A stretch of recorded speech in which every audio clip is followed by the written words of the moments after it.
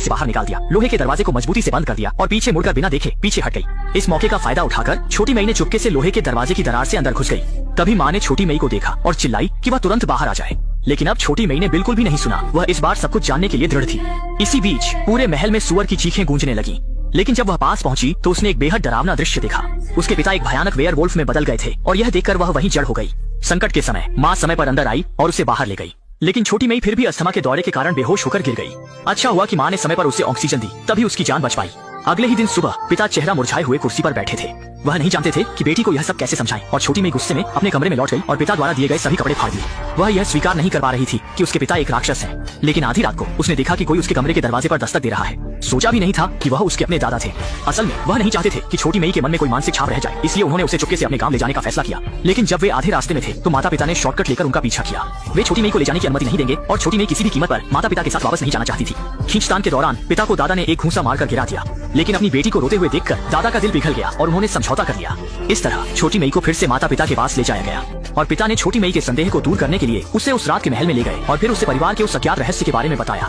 असल में उनके परिवार पर एक श्राप था और जैसे ही परिवार के सदस्य वयस्क होते हैं, पूर्णिमा की रात को वे वेयरवुल्फ में बदल जाते हैं और जब वह वेयरवुल्फ में बदल जाता है तो खून का प्यासा और हिंसक हो जाता है। छोटी मई को चोट न पहुंचे इसलिए वे इतनी दूर दराज से महल तक आते थे, क्योंकि हर बार वेयरवुल्फ बनने पर वह जीवित प्राणी को खाने की इच्छा करता था। इसलिए माँ एक सुअर लाती थी, इससे उसकी पशु प्रवृत्ति संतुष्ट होती थी और वह पेट भर खा सकता था। पिता ने कहा कि वह भी वेयरवुल्फ नहीं बनना चाहते थे, लेकिन यह परिवार का श्राप था और वह इसके खिलाफ कुछ नहीं कर सकते थे। पिता के पछतावे को देखकर छोटी मई ने भी पिता की मजबूरी को समझा और फिर पिता की बाहों में समा गई। धीरे धीरे इस तरह के राक्षस पिता को स्वीकार कर लिया, लेकिन यह खुशी ज्यादा दिन नहीं चली, क्योंकि रोज रोज की आपूर्ति में घर के सारे सुअर जल्दी ही खत्म हो गए।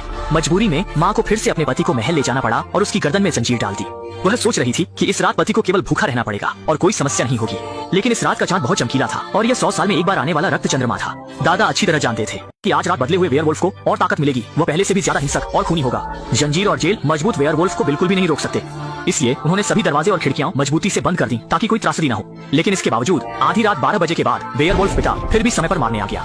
वेयरवुल्फ को घर में घुसने से रोकने के लिए माँ ने दरवाजे के बाहर जोर से चिल्लाया। उम्मीद थी कि वेयरवुल्फ पति को डांट कर भगा देगी, लेकिन इस समय वेयरवुल्फ पूरी तरह से मानवता खो चुका था। थोड़ी देर में ही दरवाजा तोड़कर अंदर आ गया। दादा ने देखा और रोकने की कोशिश की, लेकिन वेयरवुल्फ ने एक ही बार में उसे गंभीर रूप से घायल कर दिया।